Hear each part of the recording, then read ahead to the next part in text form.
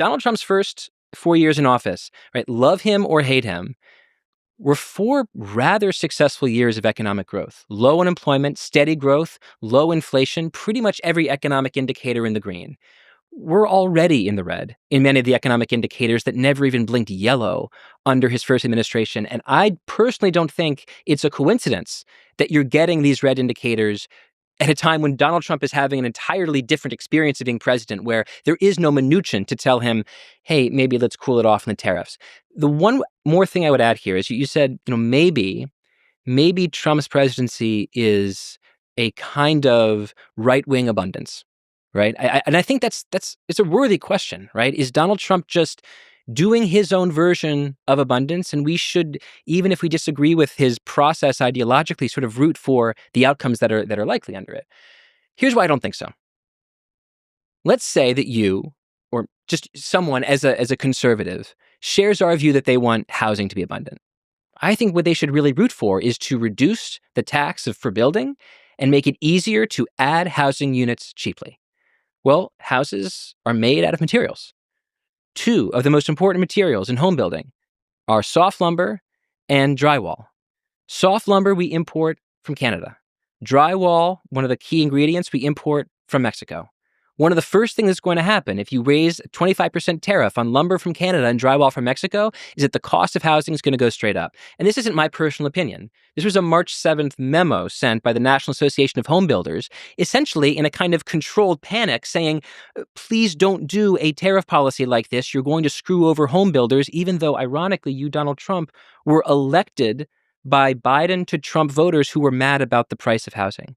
So I am not, in the moment, optimistic that his centralizing style is going to be economically useful for Americans, whatever their interests. My sense of the early feedback and of the early returns is that he, in fact, does not have a very clear and beneficial economic agenda. He has a personal agenda. He likes taking phone calls from international leaders and working out little deals with them.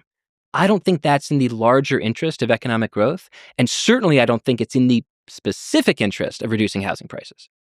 Okay, there's a lot to say there. So first of all, can we separate the sort of abundance and those efforts from tariffs? Because I don't know who agrees with the tariffs. The tariffs don't make sense to me economically. Maybe you can explain who agrees or likes the tariffs on the right or the left, but or anybody. Do you see my point that... Well, that point also, to comment on it, I mean, one of the mechanisms by which bureaucracy forms is a kind of polite civility and a structure and a process. There is an argument to be made, and I'm not saying Donald Trump is that person, but there's some qualities there of picking up the phone and calling Putin. That goes against all the process. Some of the most successful peace negotiations throughout history broke process. It's just spoke with Narendra Modi. There's a process. You're not supposed to meet with Pakistan or whatever for India. You just screw it. I'm going to go to a Pakistan wedding of a high up official. I'm going to do these things that are very Trumpian, break the rules. Okay. Now that, in a perfect world, some of that is good, matched with principled policy that's surrounded by a large number of experts that actually understand that policy. Okay, I can criticize Trump all day, but I'm just saying that there's some degree to the picking up the phone and talking to leaders and playing in the morning say one thing, in the evening another, that could be part of a principled chaos. I think the important part of madman theory is that you're not actually a madman. You just gotta convince people you are. Yes. Look, I don't think I am in agreement that we should talk to everybody. People, I don't know how many people followed the 2008 election closely who are watching this. There's a big fight in that election between Clinton and Obama about should you negotiate with your enemies. And Obama's view is we should talk to anybody. And Clinton's view was more nuanced than that, right? Certainly we shouldn't at this juncture. And during his presidency, Obama did a deal with Iran on the nuclear question. He negotiated with Cuba, right? He had very direct negotiations with Russia. He did it, importantly, unlike Donald Trump, without alienating all of our traditional allies.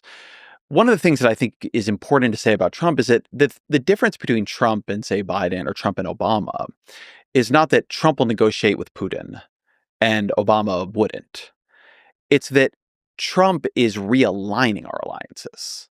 He doesn't really seem to want to negotiate with the Europeans, or at least he wants to do it from a more hostile position. He wants to make Canada the 51st state, not treat it as a longtime ally. The thing here is not that Trump is negotiating with our perceived enemies. These are his perceived allies, and he's turning our traditional allies into perceived enemies. So with him, I think it's important. Like, I am very much on the view of you talk to everybody. And it was my view going back, for some years that it was clear that the Biden administration needed to be pushing for negotiations over Ukraine. There was not going to be some end game here where Ukraine got all of its territory back. But, I don't think it is reasonable to look at what he is doing and say that is the norm that he has broken. The idea that we should have negotiations. I mean, many different presidents have done many surprising things, and he's rolled back a bunch of those things. Republicans have been very unfriendly to the opening that began with Cuba, right? And that was like a big deal in American foreign policy, something Obama did against very heavy criticism, something that cost him and cost Democrats in Florida and among Cuban voters in the following election. So I just don't think that that's that unusual of a thing with Trump. I also just want to say with the tariffs, you sort of wanted to cut the tariffs off from DOGE and cut the tariffs off from this broader agenda. And one reason I don't is that I think the way to understand tariffs, look, you can be accomplishing many different things with tariffs.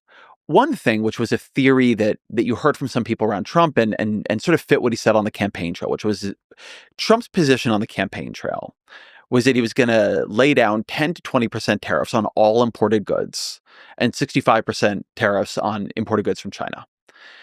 So I think that's a bad idea for a bunch of different reasons. But what that is a stable change in the cost structure for all corporations and all trade.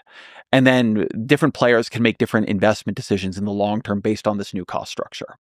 What he's doing, as Derek said, and I've had these funny experiences where I'm literally doing a podcast with a tariffs expert, and I'll be talking about like the auto parts problem. And then my producer will be like, he just, delayed the tariff on the auto parts. What he's doing with these tariffs that you move on and you move off and you negotiate over endlessly, and I've been told this again by people around him, is their view is that America had leverage it wasn't using. And tariffs in particular are a form of executive control. Trade deals need to be negotiated and ratified with Congress. Trade deals are something you have to do with the rest of the system. But tariffs are something Trump can do unilaterally. And one thing Trump wants is control. That is the through line of virtually everything in his politics. Tariffs are a leverage-based form of foreign policy. They are America has the biggest economy in the world, that anybody who's going to get into a trade war with us is going to suffer worse than we will. And there's something where the president can use the tariffs because of authority granted by Congress some time ago for other purposes. He can use them with a huge amount of discretion. So you can use them on the one hand to say, well, I think that we've lost too much manufacturing and the dollar is undervalued in other places, and so, or overvalued rather. And so we want to use tariffs to make the cost structure differently so that people have to locate more of the supply chains and the intermediate manufacturing in the United States.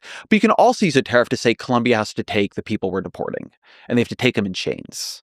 Right? And Donald Trump is doing both things. And the reason I think it's important to keep those in mind is that what Donald Trump wants, what connects a lot of different things, is that he wants leverage over things.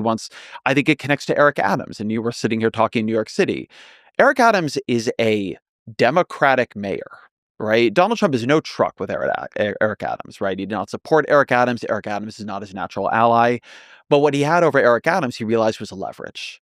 That he could get the cases off of Eric Adams and then get Eric Adams in his pocket. So Donald Trump stepped in to save the corrupt Democratic mayor of New York City. Not because they have a deep ideological alliance, but because then Donald Trump would have power over New York City and its policy that he wouldn't otherwise have. The thing that connects Trump is a very old school politician. He's very relational. He's very 19th century. He's looking for the angle. He's very zero sum. He's looking for things that give him power. DOGE is a way of getting power over the bureaucracy. Tariffs are a way of getting power over the international financial system and foreign policy and breaking sort of traditional alliances. Maybe in his mind, even getting Canada to become the 51st state, maybe getting Mexico to change its immigration policy, trying to weaponize the Justice Department against Eric Adams as a way of getting power over a Democratic mayor. Some of what they're doing with grants and money is a way of getting power over sort of other institutions in American life. Again, you could think it's bad or you could think it's good, but it is coherent. right? I think it's bad, but it is coherent. And the people who think it's good for Trump to have power. Again, with the Eric Adams thing, they were very explicit about this, right? They said that it is worthwhile for the president to negotiate over his policy objectives and to trade things to get his policy objectives more fully carried out. And so Eric Adams went from saying New York City would be a sanctuary city to they'd aggressively carry out deportations. You can think that kind of transactionalism is fine. I think in this case, given that it's about corruption, it wasn't. But the idea, Trump's idea, that the problem is that the president doesn't wield enough power here the way he does in Russia, the way he might in India, the way he might in China. Trump has spoken very openly of envying some of the powers these other people have. I think it's a consistent governing philosophy that needs to be taken as that, right? I think sometimes you describe one of the difficulties Trump poses is sometimes if you just describe what he's doing, I think quite neutrally, people say, "Oh, you're criticizing him, you're anti-Trump." But I I'm just describing what he's doing. You can think it's good or it's bad, but like the fact that he wants to arrogate power and find points of leverage, and tariffs are one, what he's doing through Doge is another, what he did with the DOJ is another. It's all very consistent. The question is really then just whether or not you have what your normative view is on Trump having that much power. Yeah, I have a question about Doge, but before that, I'll just say that I don't think Donald Trump should have that much power because I think to this day, my biggest criticism and concern is that he is a person that denied the results of the election. And so I'm unwilling, I like George Washington. I like people that have the skill, the ability, the track record to walk away from power. And a person who's unwilling to accept reality and is willing to bend reality to maintain a grip on power, even if what they're trying to do is really good, maybe making a government more efficient, makes me very concerned.